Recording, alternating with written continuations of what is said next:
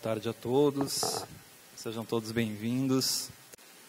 Para mim é sempre uma grande alegria quando convidado para falar sobre espiritismo, especialmente porque eu tenho um grande carinho por muitas pessoas que trabalham nessa sociedade, então é sempre uma grande alegria poder retornar aqui.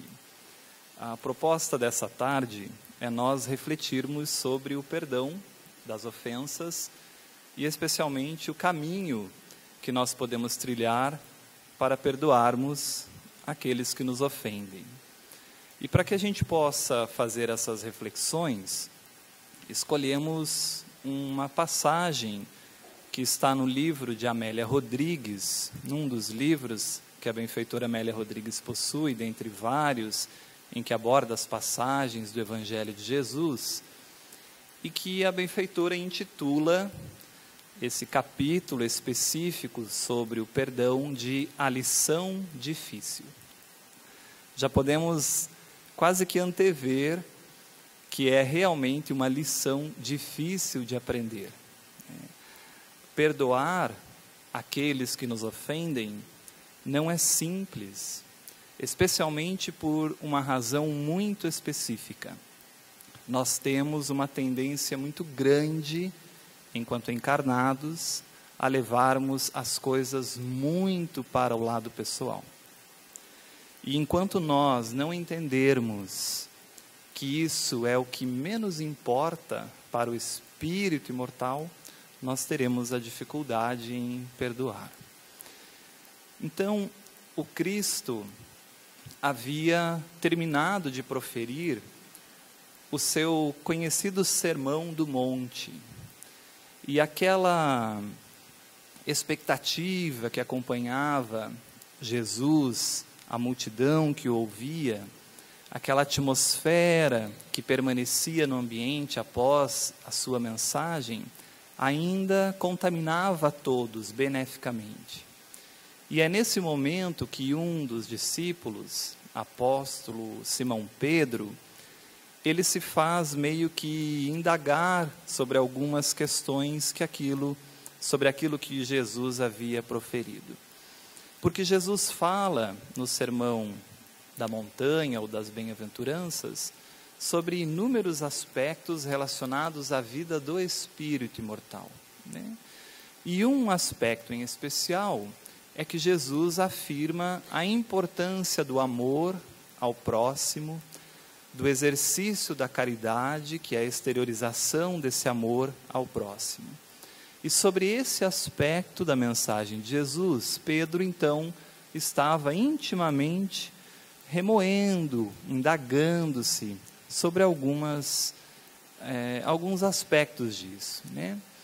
Jesus então, percebendo essa aflição do discípulo, se aproxima dele e diz: Pedro, o que te incomoda, que estás tão inquieto? Aí Pedro responde, e aí me permitam ler como está então no livro que Amélia Rodrigues nos traz. Rabi, diz Pedro, jamais alguém enunciou ditos quais os que aqui foram proferidos. Eu compreendo e me comovo com todos os ensinamentos proferidos. Não há nada maior na vida do que dar a própria vida por amor. Não há nada maior do que oferecer-se em holocausto a benefício do próximo. Entretanto, é nesse ponto que as minhas indagações se fazem perturbadoras.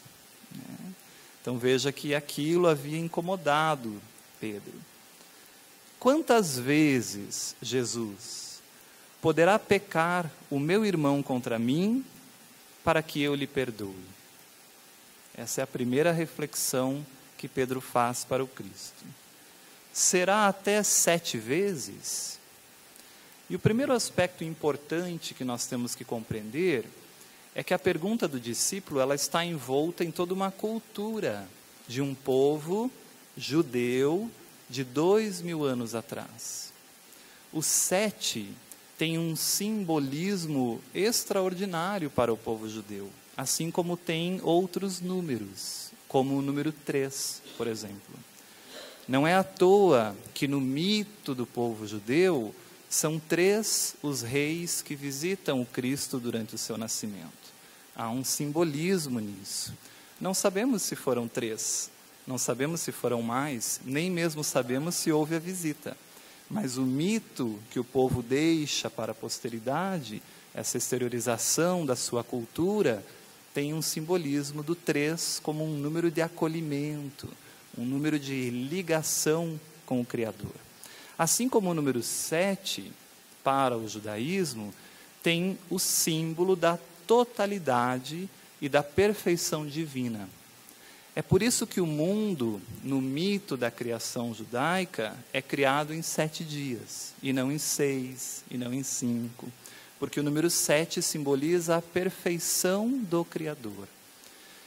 É por isso que quando você ia ao templo daquela época, era necessário você dar 7 voltas ao redor do templo antes de poder entrar e fazer o seu sacrifício, para você sentir-se então como integrado na pureza, na totalidade do Criador.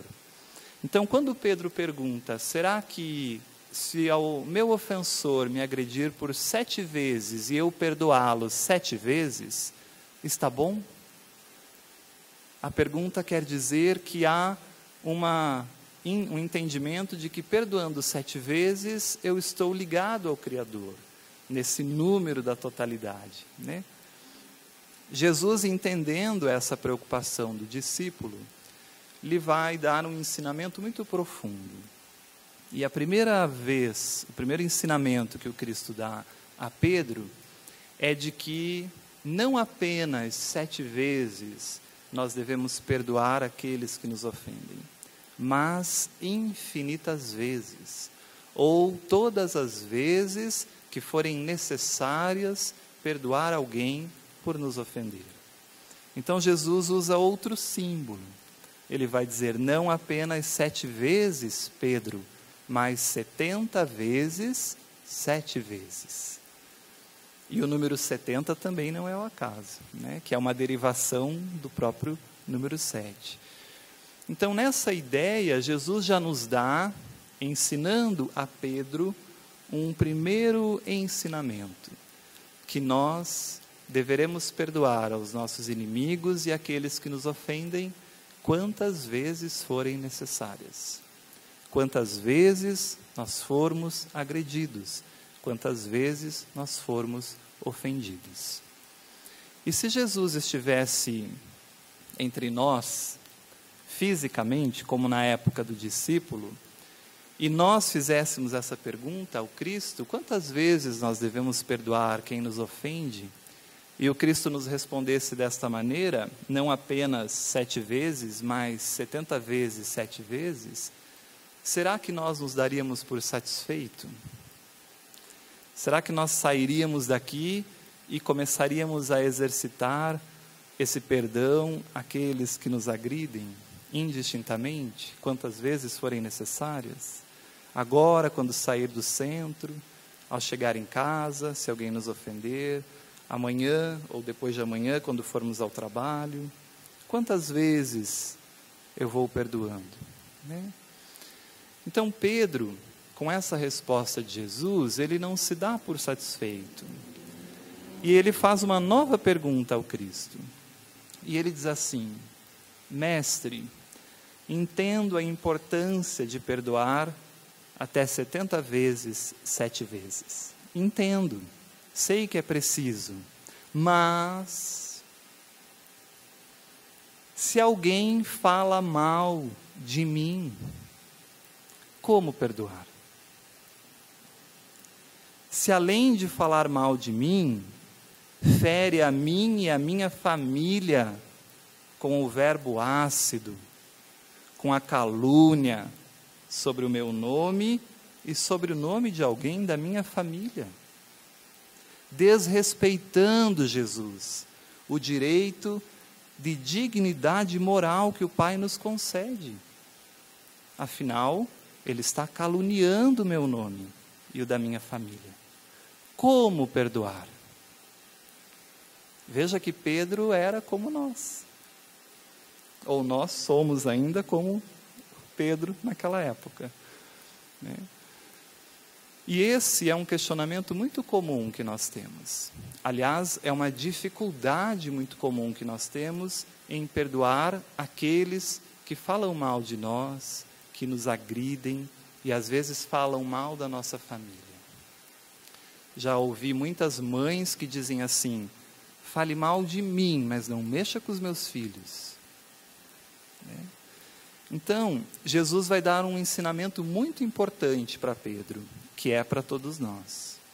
E basicamente, Jesus vai dizer assim, depois eu vou ler: Pedro, você e cada um de nós somos um espírito imortal.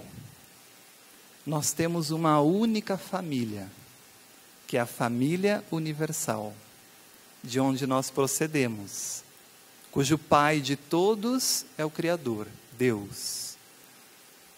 E todos os demais membros dessa família são irmãos entre si.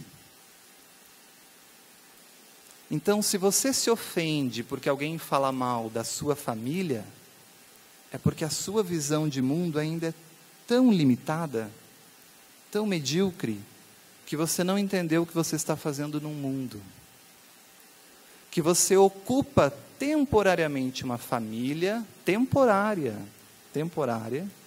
porque a sua mãe não é sua mãe, ela está sua mãe.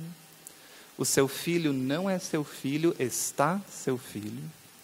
Seu pai, seus irmãos estão consanguineamente unidos com um único objetivo: aprender a desenvolver os valores do espírito imortal. Que melhor lugar para eu desenvolver a tolerância, se não dentro da família? Que melhor lugar para eu desenvolver o amor, aprendendo a amar os meus filhos, aqueles que estão mais próximos de mim? Mas isso é temporário. Nós só transitamos nesses núcleos familiares menores enquanto não aprendemos a amar na totalidade. Porque à medida em que nós aprendermos a amar e cada vez amarmos mais, a nossa família vai cada vez se ampliando, até chegar um momento em que nós seremos como o próprio Cristo, um espírito crístico, e aí teremos uma única família. E Jesus compreendia essa única família, tanto que ele dizia: nenhuma ovelha da casa de meu pai se perderá. Esse é o entendimento da família única, universal. Então, o primeiro ensinamento que Jesus dá a Pedro é para ele abandonar as questões da personalidade. Quando a gente sai do mundo espiritual e entra num mundo físico, material, e assume um corpo físico e forma uma história, uma personalidade, a gente tende a acreditar que essa personalidade e as pessoas que me cercam são as pessoas que devem ser mais protegidas, auxiliadas. E isso é um grande equívoco. Por nós pensarmos que só a nossa família consanguínea deve ser assistida, é que nós nos importamos muito pouco com os nossos irmãos em grandes conflitos e problemas no mundo todo. Porque qual é o problema em alguém que está passando fome, enquanto a minha família está bem, nesse sentido? Então vejamos que nós estamos numa família temporária para exercitar valores que nos capacitam a experiências mais profundas no próprio aprimoramento do espírito imortal. Chegará um momento em que você será convidado a esse exercício de desapego da sua família. Alguns filhos serão convidados antes dos pais, talvez para os pais exercitarem mais ainda o desapego. Alguns pais serão convidados antes dos filhos, mas mais cedo ou mais tarde, todos nós vamos ter que abandonar essa ilusão de que nós temos uma única família. E essa ilusão vai sendo abandonada gradativamente. À medida que eu vou entendendo que eu sou um espírito imortal e que eu me uno a um grupo familiar para evoluir em conjunto, mas ao mesmo tempo pertencendo a uma família muito maior, uma família espiritual, uma família universal. Então a pergunta de Pedro, de ofender a minha família, de ofender ao meu nome, é a pergunta que simboliza todos nós que estamos num mundo físico e temos dificuldade para nos desapegarmos dessas questões materiais, das questões transitórias do mundo. Jesus vai dizer para Pedro: Pedro, se falam mal ou caluniam sobre ti, se é calúnia, você não tem por que se preocupar, afinal, não é verdade. Se a sua consciência está tranquila de que o que falam sobre você não é verdade, o problema não é seu. Concordam? O problema é de quem fala. Se eu tenho convicção de que o que você diz sobre mim não é verdadeiro, então o que você diz sobre mim não merece minha atenção, porque minha consciência está tranquila. Agora, se o que você diz sobre mim é verdadeiro, então às vezes eu posso me magoar contigo, não porque você mente, mas porque você me desmascara. Porque você aponta quem realmente eu sou. Então, mesmo que a pessoa fale verdadeiramente sobre aquilo que eu sou, o problema não é do outro. Ele, agindo daquela maneira, arcará com a consciência em relação ao que faz. E eu agirei com a minha consciência em relação ao que eu faço. Então Jesus diz para Pedro a seguinte afirmação, em resposta: mas mestre, e se alguém falar mal de mim e da minha família, como é que eu vou perdoar? Desrespeitando a dignidade do pai, que o pai concede sobre a família. E aí Jesus vai dizer: Pedro, nunca revide o mal com o mal. Agressividade, ódio, raiva é sintomas de doença do espírito. Se eu tenho esses sentimentos em relação a quem me ofende, eu também não entendi o que eu estou fazendo aqui. Porque quando a gente vem para o mundo físico, Deus vai nos criar oportunidades de crescimento. Oportunidades para com que eu desenvolva virtudes que estão em mim. Qual é a melhor maneira de eu desenvolver tolerância? Com situações que me estimulem a intolerância. Qual é a melhor maneira de eu desenvolver paciência? Com situações que me colocam toda hora à prova da paciência, que me deixam impaciente. E se eu ficar impaciente, é porque eu não conquistei a virtude ainda. Ninguém perde uma virtude quando ela é conquistada. Se você perdeu a paciência, é porque você não tem paciência ainda.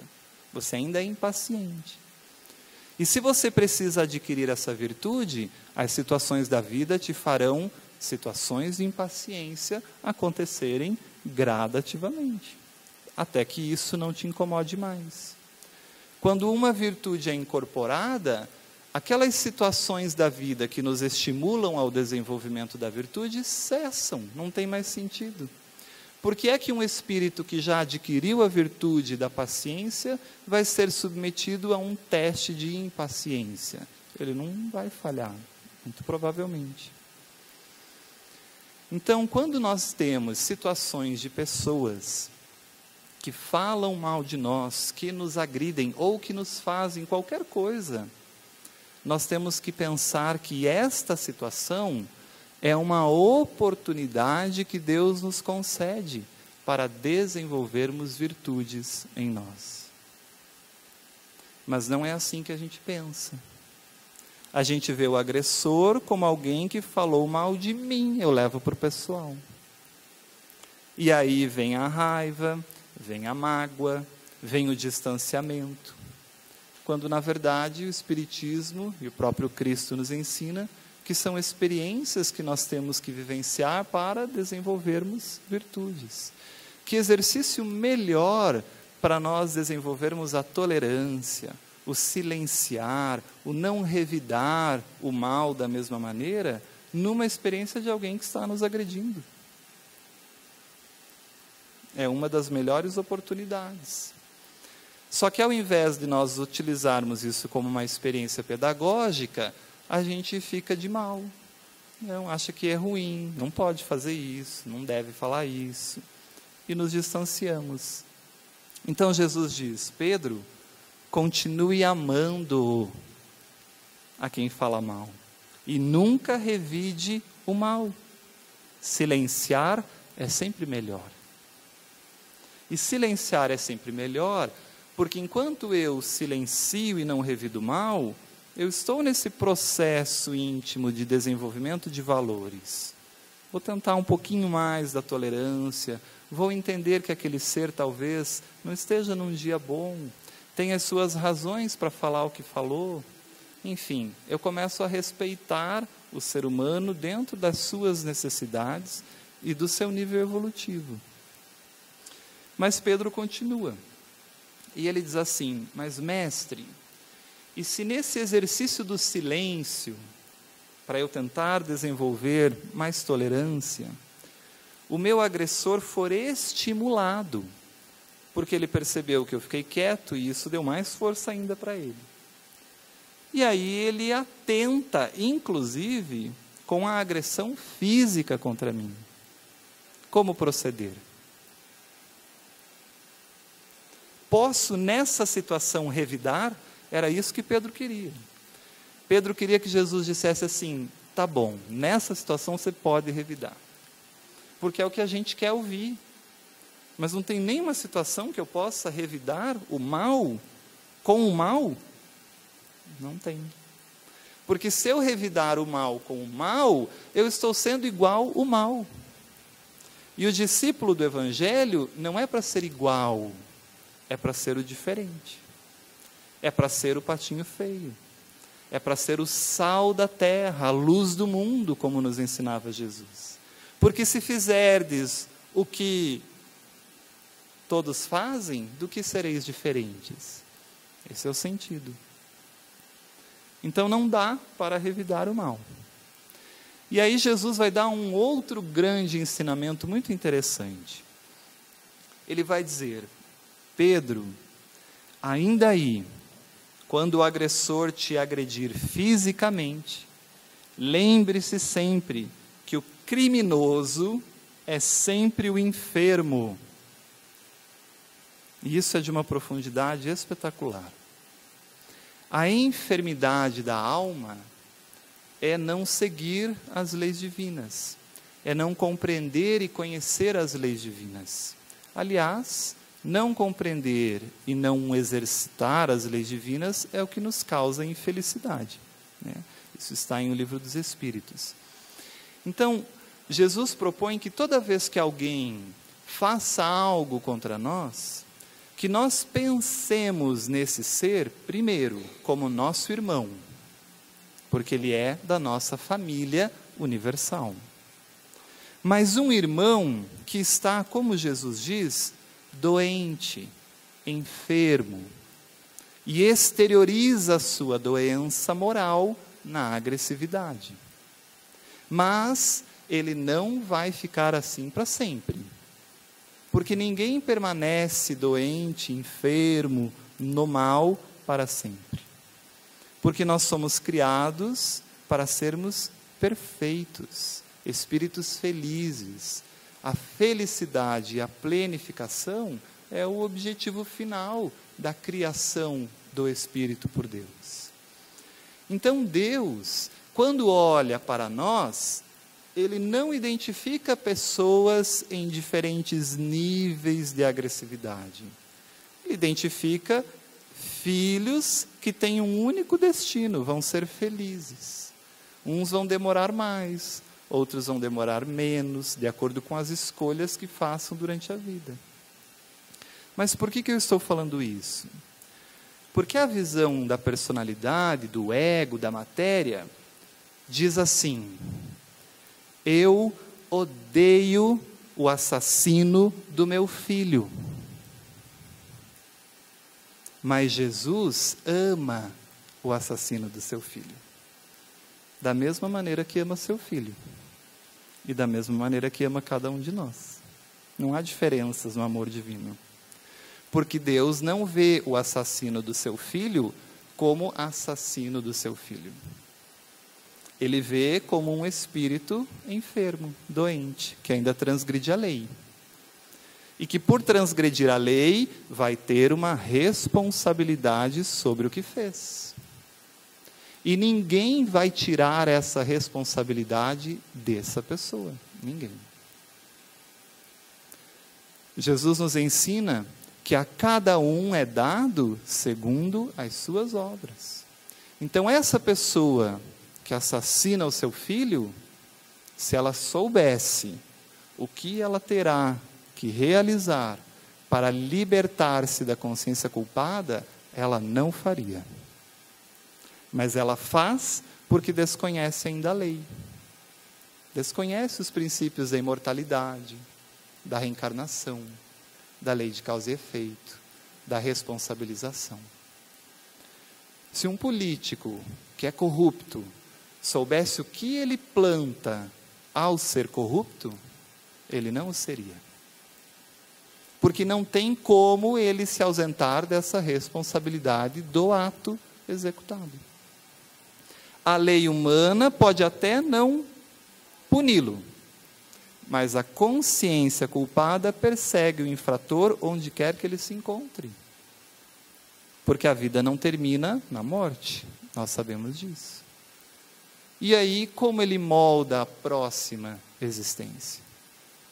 Então é isso que Jesus está ensinando.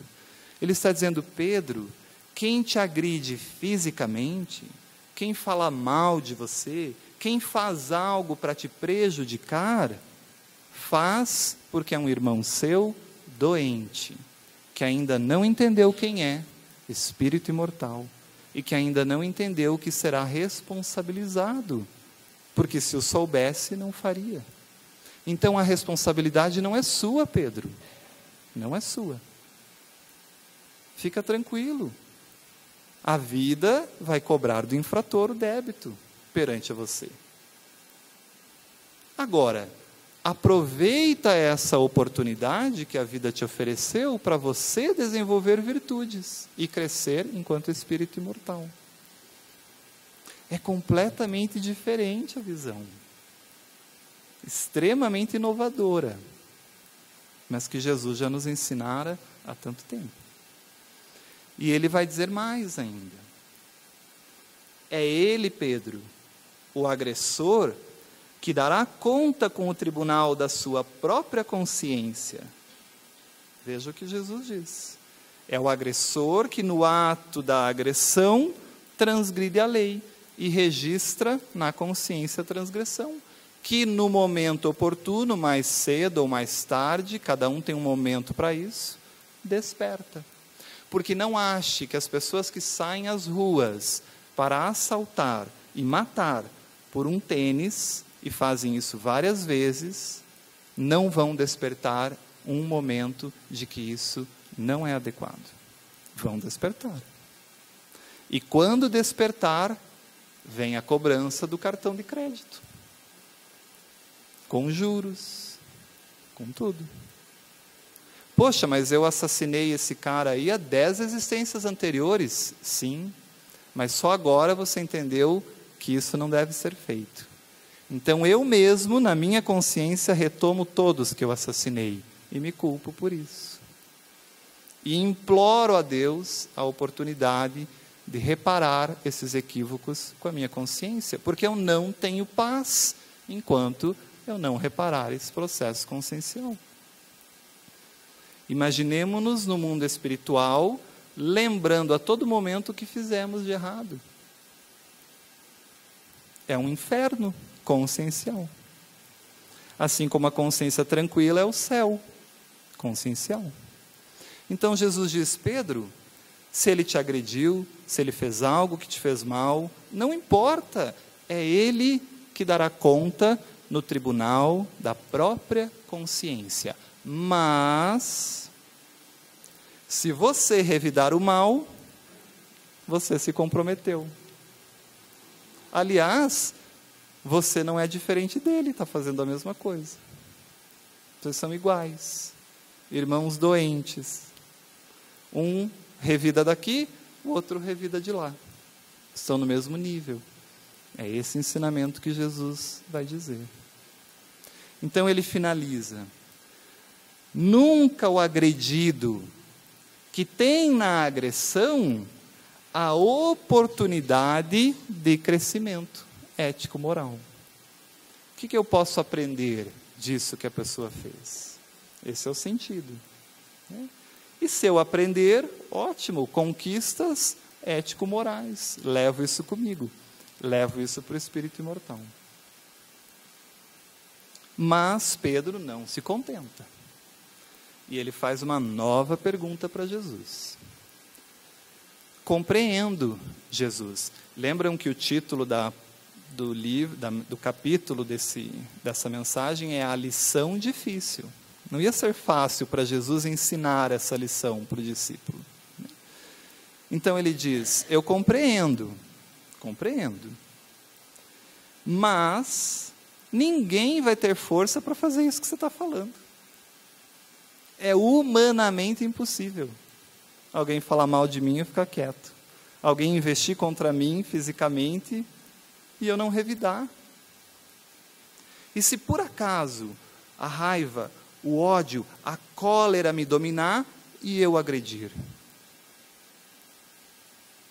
E aí Jesus vai dizer para Pedro: ter-se-á tornado então, Pedro, igual ao agressor, e tão doente quanto ele. Tendes aprendido o que foi dito, olho por olho, dente por dente. Ele retoma a lição mosaica, né? Eu, porém, vos digo, e aí ele vai ampliar essa visão mosaica. Se alguém te convida a caminhar 1000 passos, segue 2000. Se alguém te bate em um lado da face, Pedro, oferece-lhe também a outra. Jesus está ensinando o que é o perdão. Porque perdoar vem do radical donare. Donare é doar e per é a mais. Perdonare ou perdoar é doar-se um pouco mais. Então é como se Jesus dissesse: no momento em que alguém te agride, aproveite a oportunidade para doar um pouco mais do seu amor. Enquanto você desenvolve virtudes e não revida o mal com o mal, para não ser igual ao agressor. E continua: amai os vossos inimigos, fazei o bem aos que vos odeiam, a fim de serdes filhos do vosso Pai. Porque se só amardes os que vos amam, qual mérito nisso? Porque amar os familiares é muito fácil. Às vezes nem isso a gente consegue. Tem pessoas que têm problemas seríssimos no próprio núcleo familiar. O que esperar então no núcleo familiar maior? Não aprendeu ainda nem a convivência menor? Quanto mais numa convivência de família maior. Porque a tendência é nós irmos amando os irmãos da coletividade. Até chegarmos a um ponto de amarmos os irmãos interplanetários, né? Chegaremos a esse nível. Mas Rabi, diz Pedro, e se estimulado por tudo isso, o agressor nos matar? Veja que ele dá a cartada final, né? Acho que agora Jesus vai dizer, daí acho que nesse caso justifica o revide, né? Sei lá, uma vingancinha de quem fica em nome daquele ego ferido, doente, né? Que ficou. Mas, Rabi, se por fim o agressor nos matar, diz Pedro. Aí Jesus diz para ele: qual o problema? Todos nós vamos morrer, vocês sabem, né? O corpo nós vamos deixar. Mas o Espiritismo nos ensina que mesmo morrendo vivemos. Porque a morte não mata ninguém. A morte é simplesmente o abandono do corpo. O espírito é imortal. Então todos nós morreremos. Não sei por que esse medo da morte. E nem importa como nós vamos morrer, né? Se vamos morrer de morte A, B, C. Tem pessoas que se desesperam no diagnóstico de uma doença. Sentido de que não vivencia aquilo que estuda, né? Se eu tenho esse diagnóstico dessa doença, é o melhor para mim, com certeza. Há um Deus justo, sabedor de tudo, que controla o processo. Então nada que me ocorre não passa pelo crivo do Criador, que é justo, bom, a extrema justiça, a extrema sabedoria. Então a oportunidade é o que eu tenho que aprender nesta doença. Para que ela veio? Qual a finalidade? O que tem que ser desenvolvido em mim de valores morais? Morrer? Pouco importa. Vou morrer, mesmo quem não tem essa doença vai morrer. O que importa é o que eu faço no durante, no processo. E se essa doença não servir para amadurecer os valores ético-morais, sem problema. Vem outra. Ou outra. Ou outros desafios, até que eu aprenda. Até que eu mude a maneira de pensar, entender a vida e desperte para as leis divinas.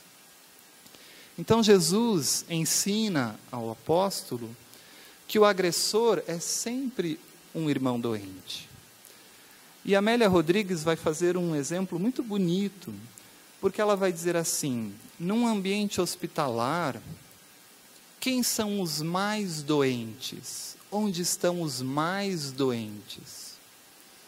E num ambiente hospitalar, os mais doentes, os que mais necessitam de ajuda, os que correm risco de morte, estão na unidade de terapia intensiva, na UTI. E essas pessoas mais doentes são as pessoas que mais são protegidas. Tem um médico só para elas, uma equipe só para elas, aparelhos só para elas. Os maiores cuidados são delegados aos mais doentes. E ela faz essa comparação no sentido de que nós, quando temos alguém que nos agride de qualquer forma, temos um irmão muito doente na nossa frente. E que nós devemos ser os médicos que iremos cuidar desse irmão doente. Mas o que nós médicos fazemos? Desligamos os aparelhos. Falou mal de mim? Agora eu não quero mais saber. Raiva, agressividade. Então ela vai dizer o que seria desses doentes se os médicos não lhe dessem o atendimento necessário para recuperar a saúde. Essa é a proposta de Jesus no doar-se um pouco mais. Lembrando a linda mensagem de Francisco de Assis, que seja eu o instrumento da sua paz. Se esse agressor traz ódio, que seja eu quem leve o amor. Se esse agressor traz para mim a sombra interior que lhe tormenta e vomita em mim, que seja eu quem ilumine ele. E nós vemos pessoas que superam isso e conseguem vivenciar isso. Quantos pais têm seus filhos retirados do mundo por várias razões, perdoam os assassinos dos seus filhos, abrem associações para organizar melhorias na sociedade em relação às leis, ao conhecimento daquilo.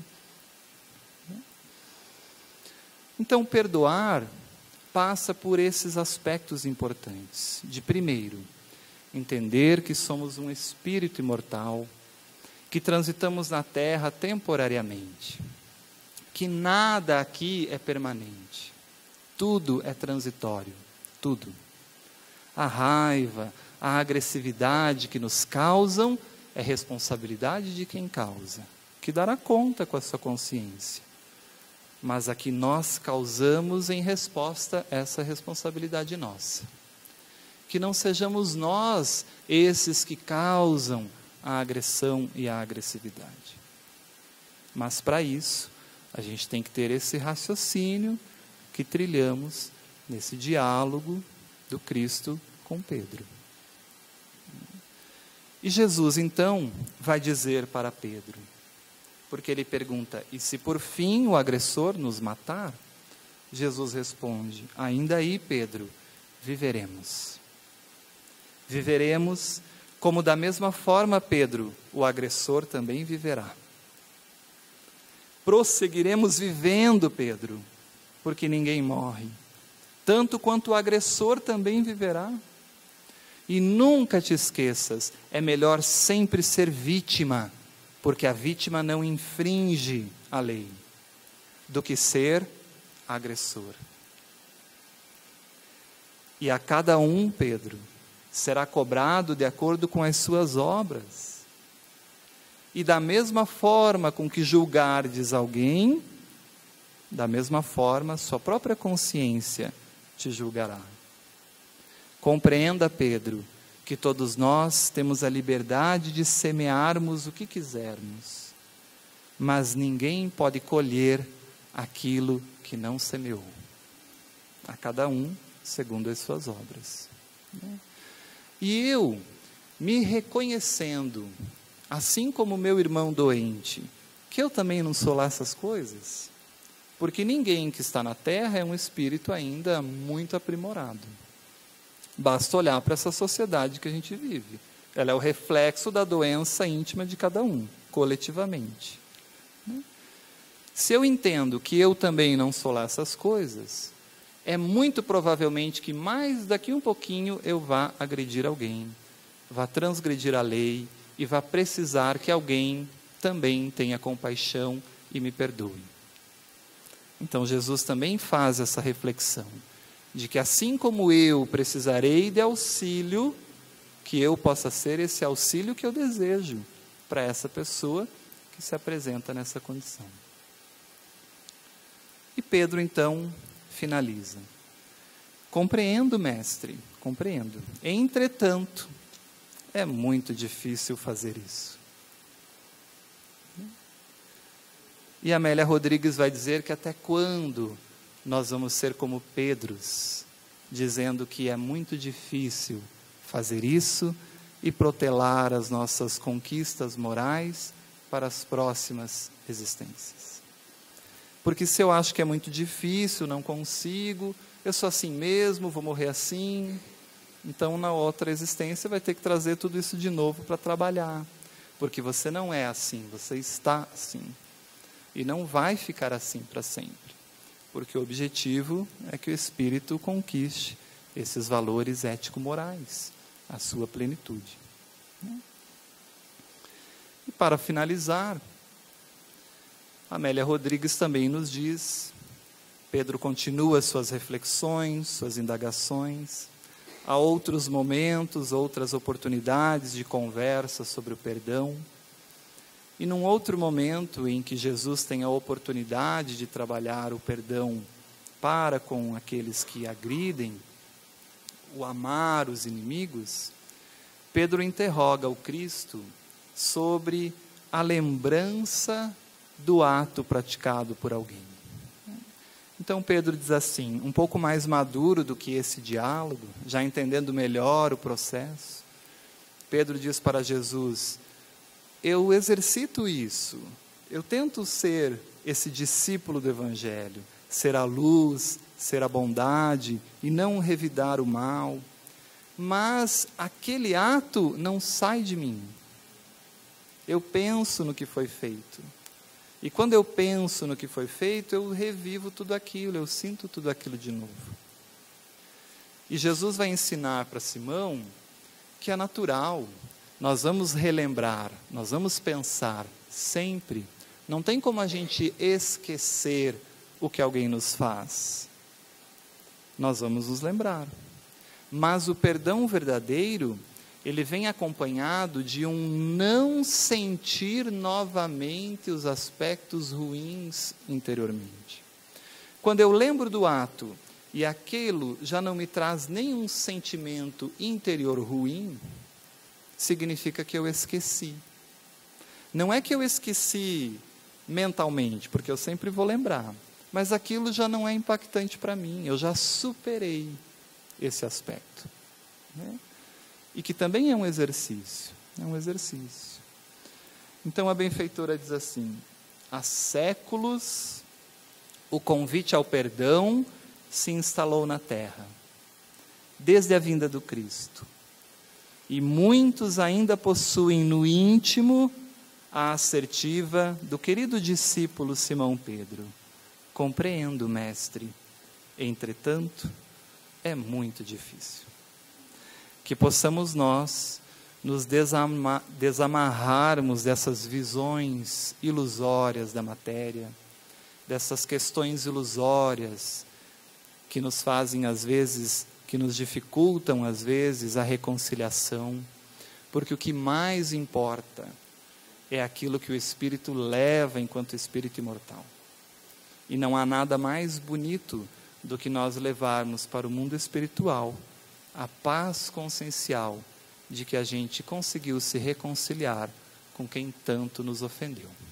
Porque já não recebemos mais a ofensa, porque entendemos como um irmão nosso doente, e nós como os médicos dispostos a auxiliá-lo. Que possamos ficar com Deus. Muito obrigado pela paciência em me ouvir.